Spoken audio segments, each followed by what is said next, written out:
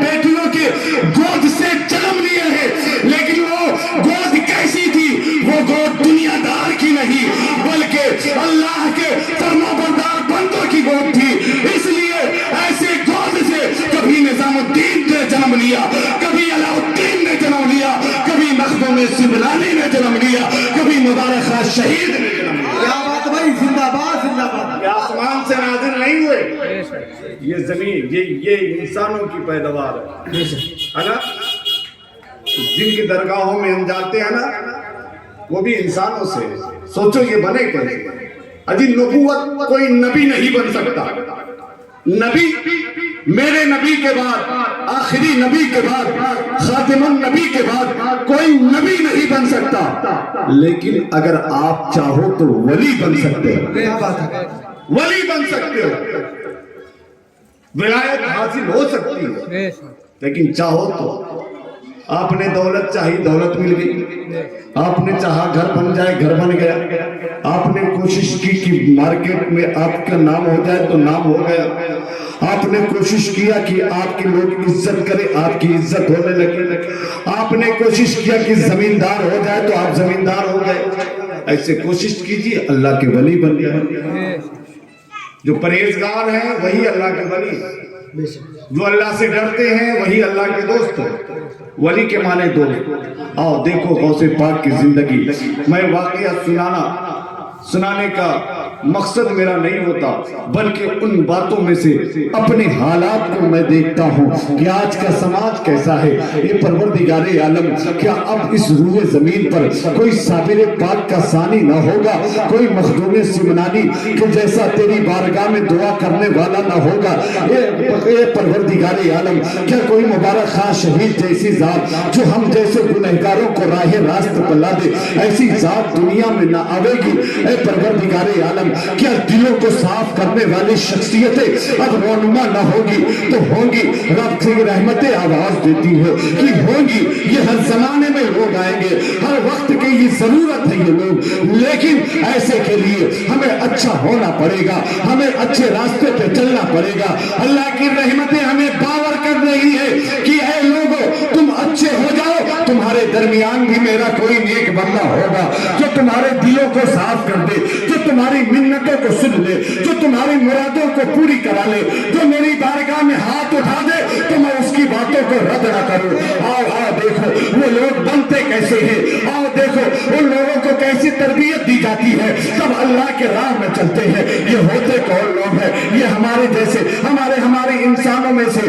ہی ایسے لوگ ہوتے ہیں جو اپنے بچوں کو یا خود اس راہ پہ رائل ہوتے ہیں، تب جا کے ان کے چمن میں پڑنے والے، ان کے چمن میں کھلنے والے پھول کی خوشبوؤں سے ایک عالم معطر ہوتا ہے۔ اور بغداد کی سرزمین سے پہلے جہاں پیدائش غوث اعظم ہوئی تھی، جہاں غوث اعظم کی ولادت ہوئی تھی، وہ سرزمین ہے۔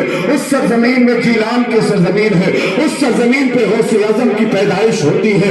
پیدائش کے بعد ان کی تربیت چل رہی ہے 4 سال 4 مہینے 4 دن کے بعد اسلامی دستور کے مطابق۔ اور سنو یہ واقعہ آپ نے سنا ہوگا، لیکن آج منور رضا خاتم درگاہ آستانہ عالیہ مبارک خان شہید کی زبانی سنو اور اپنی زندگی کے پگڈنڈیوں کو ذرا تبدیل کر لو، اپنے راستے کو بدل لو۔ 4 سال 4 مہینے ہو گئے، 4 دن ہو گئے۔ غوث اعظم کی والدہ ام الخیر حضرت فاطمہ رضی اللہ تعالی عنہا، جو حضرت فاطمہ الزہرا خاتون جنت کی بیٹی ہے، انہی کے نسل سے ہے۔ آپ آتی ہیں اپنے بچے کو لے کر، عبد القادر جیلانی کو لے کر اپنے ان کے استاذ کے پاس، کہا شیخ یہ میرا بچہ ہے جس کی عمر 4 سال 4 مہینے 4 دن ہو گئے۔ اے استاد گرامی، اب اس کو اسلامی رسوم کے مطابق، اسلامی رواج کے مطابق اسے بسم اللہ خانی کرا دیجئے۔ اے لوگوں، یہ بسم اللہ خانی اسلام کا طریقہ ہے، بزرگوں کا طریقہ ہے، اچھے لوگوں کا طریقہ ہے کہ تمہارا بچہ جب اس شعور تک پہنچ جائے کہ اس کا ذہن اب کام کرنے لگے، اب اس کا ذہن کھلنے لگے، تو اسے مدرسے تک پہنچاؤ، اسے مدرسے کی دہلیز تک لے جاؤ، اسے کسی بزرگ استاذ کے پاس لے جاؤ۔ کہو گے یہ کس لیے؟ ہم اسکول میں نہ لے جائے، کس لیے؟ ہم کالج میں نہ لے جائے، ہم نرسری میں نہ لے جائے، ہم کسی انگریزی پڑھانے والے کے پاس نہ لے جائے۔ میں کہوں گا لے جاؤ لے جاؤ، لیکن اس سے پہلے تم مسلمان ہو، تمہیں مدرسے میں لے جانا پڑے گا، تمہیں کسی عالم کے پاس دانو ادب طے کرانا پڑے گا، اس کی زبان سے اللہ رسول کا نام دلانا پڑے گا۔ کہو گے کس لیے؟ میں کہوں گا اس لیے کہ تمہارے بیٹے کے سادے ذہن میں جو سادہ کاغذ ہے، اس پہ 4 سال 4 مہینے 4 دن کے عمر میں یہ تحریر ہو جائے کہ اگر اللہ کا نام سیکھنا ہے تو ہمیں کالج کی ضرورت نہیں، ہمیں نرسری اسکولوں کی ضرورت نہیں، بلکہ ہمیں بوریا نشین علماء کی ضرورت پڑے گی جو قال اللہ قال رسول اللہ کہہ کر اللہ اور اس کے رسول کا نام سکھا دیتے ہیں۔ امام غزالی فرماتے ہیں کہ جب تمہارا بچہ چھوٹا رہے نا تو اپنے بچے کو اللہ کا نام سکھا دو، اپنے بچے کو اللہ کا نام لینا سکھا دو۔ کہو اپنے بچوں کو بتاؤ کہ کہو بیٹا اللہ اللہ اللہ، تو اپنے بچے کو جب کہو گے کہ کہو اللہ اللہ اللہ تو تمہارا بیٹا کہے گا ابا ابا ابا۔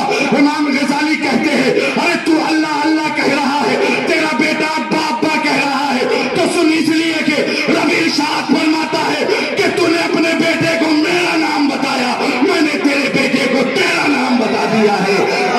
نعرہ تکبیر، نعرہ رسالت، جشن غوث الورا حضرت علامہ مفتی منور رضا صاحب قبلہ، علماء اہل سنت سرزمین ترکمان پور، نعرہ تکبیر، نعرہ رسالت۔ کیا بات ہے! ہم نے کوشش نہ کی، ہمیں تو برتھ ڈے یاد رہا ہے نا، ہم نے تو اپنے بچے کو فیس بک پہ لگا دیا، میرا بچہ کیک کے ساتھ ٹوپی لگا دیا، وہ پتہ نہیں کس نظریے کا ہے نا، ایسا ٹوپی پہنا بچپنے میں کہ زندگی بھر وہ ٹوپی ہی پہنے رہے، کبھی اس کے شعور نہ کھلے۔ ہم مدرسے میں نہیں لے جاتے، ڈر جاتے کہ یہ مولوی بن جائے گا، یہ امام بن جائے گا، کیا کمائے گا، یہ امام بن جائے گا کیا کمائے گا، کیا دے گا۔ میں تانا نہیں کر رہا، اپنے حالات بدلے، اللہ کی قسم۔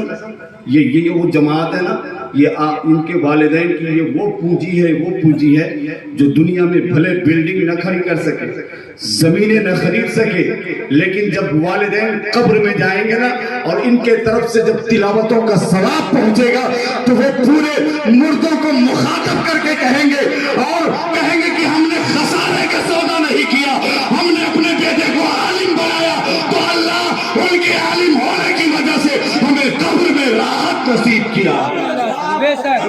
یہ وہ دولت ہے جو دنیا میں بھی کام آتی ہے اور آخرت میں بھی کام آتی ہے۔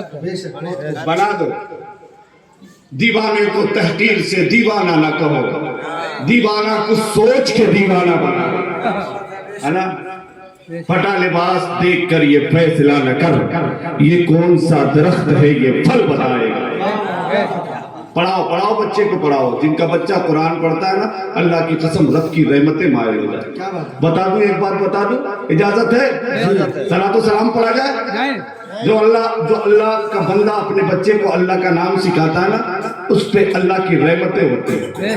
ایک شخص تھا، بڑا گنہگار تھا، بڑا سیاہ کار تھا، خطا کار تھا، شرابی تھا، کبابی تھا، جواری تھا، جھگڑے کرنے والا تھا، نفرتیں کرنے والا تھا، گھر والے بھی پریشان تھے، باہر والے بھی پریشان تھے، بڑا گنہگار تھا۔ لیکن جب موت آتی ہے نا تو اچھوں کی اکڑ ختم ہو جاتی ہے، طبیعت خراب ہو گئی، بستر مرگ پہ لیٹ گیا، اس کی بیوی پریشان تھی، لیٹ گیا، سوچ رہا ہے کہ اب کیا کروں گا، یہ میرے دوست کہاں ہیں جن کے ساتھ ہم نے شرابی پی، وہ میرے ساتھی کہاں ہیں جن کے ساتھ میں نے جوا کھیلا، وہ کہاں ہے جو مجھے بہکاتے تھے، نماز کے وقت میں مجھے نماز سے دور رکھا، مجھے کبھی دین کے قریب نہ ہونے دیا۔ وہ بستر پہ لیٹے لیٹے سوچ رہا ہے آج کوئی اس کے قریب نہیں۔ اس کی آنکھوں سے آنسو نکلنے لگے، رونے لگے کہ اب تو میں مر جاؤں گا، اب میرا حال کیا ہوگا، قبر میں نہ کوئی یار ہے نہ ساتھی، ہے نا۔ اب کون ساتھ دے گا؟ میں نے تو ان کے ساتھ رہ کر اپنی زندگی برباد کر، آنکھوں سے آنسو نکلنے لگے۔ سنو دل کے قریب سے میری بات، اپنے بچے کو پڑھاؤ، اللہ کی قسم اللہ کی رحمتیں برسیں گی آپ کے اوپر۔ کبھی کبھی مایوسی کا سامنا نہیں کرنا پڑے اگر سچے دل سے اللہ اور اس کے رسول کے لیے پڑھایا۔ جانتے ایک چھوٹی سی بات بتا دوں، آپ نے اپنے بچے کو ڈاکٹر بنایا، انجینئر بنایا، بڑے بڑے عہدے دیے، کیا کرتا ہے؟ جا کے کسی ہوٹل میں کسی کے یہاں کام کر رہا ہے، کسی کے اشاروں پہ کام کر رہا ہے نا؟ کوئی منیجر بن گیا، کوئی اور ترقی کر گیا، کوئی اور کچھ بن گیا، کیا کیا؟ ایک انسان دوسرے انسان کا نوکر بن گیا، یہی نہ بن گیا؟ ہم بھی نوکر بنے، میرے باپ نے پڑھایا، ان کے باپ نے پڑھا رہے ہیں، ہم بھی نوکر بنے، لیکن اس کی نوکری میں اور ہماری نوکری میں زمین و آسمان کا ہے نا؟ اب سنیں، وہ نوکری کرتا ہے تو کسی انسان کا، اپنے جیسے بشر کا نوکری کرتا ہے، اپنے حیثیت کے انسان کے برابر کی نوکری کرتا ہے۔ یہ کہ اس کے مال زیادہ ہے، اس کے مال کم ہے، اس کے دولت کم ہے، اللہ کی قسم تو نے لاکھوں روپے کروڑوں روپے خرچ کر کے اپنے بچے کو ایک انسان کی چوکیداری اس کی نوکری کے لگایا ہے، لیکن ان کے والدین کتنے خوش نصیب ہے، اپنے بچے کو قرآن پڑھایا، رسول کی حدیث پڑھائی، تو یہ اس مرتبے پہ پہنچے کہ کسی دنیا والے کے نوکر نہ بنے، بلکہ یہ اللہ اور اس کے رسول کے نوکر بن گئے، یہ قرآن کے نوکر بن گئے، یہ دین مصطفیٰ کے نوکر بن گئے۔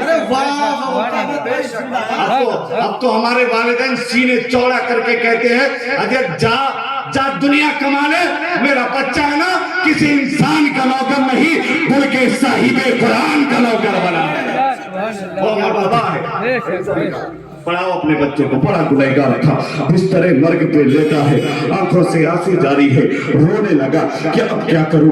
پروردگار عالم کی بارگاہ میں لو لگانے لگتا ہے، اے پروردگار عالم، اب میں تیری بارگاہ میں آ رہا ہوں، دنیا سے رخصت ہو رہا ہوں، پروردگار عالم میرے گناہ اتنے زیادہ ہے، مجھے معلوم ہے کہ میں سزا کا مستحق ہوں، میرے قبر میں کتنی سزائیں ہیں اس کا اندازہ میں نہیں کر سکتا، اے اللہ تیرا گنہگار بندہ تیری بارگاہ میں آ رہا ہے۔ اتنے میں اپنی بچی پہ بیوی کو آواز دیتا ہے، آواز دینے کے بعد کہتا ہے آ جاؤ میرے قریب آ جاؤ۔ اس کی اہلیہ، اس کے شریک حیات، اس کے ہمراہ ڈر گئی کہ آج لگتا ہے پھر مجھے مارے گا، پھر لگ رہا ہے اب غصے میں ہے، یہ ڈرتے ڈرتے اس کے قریب گئی، اس نے اپنے قریب بیٹھا کر اس کے ہاتھوں پہ اپنا ہاتھ دیا اور محبت بھرے انداز میں کہا کہ مجھے معاف کر دینا۔ اتنا سننا تھا، اس کے پیر سے زمین کھسکنے لگی کہ آج سے پہلے میرے شوہر نے ایسا نہ کہا تھا، لیکن آج کیا معاملہ ہے کہ میرا شوہر اس طریقے سے گفتگو کر رہا ہے۔ دیکھ رہی ہے تو اس کے آنکھوں میں آنسوؤں کا سیلاب ہے،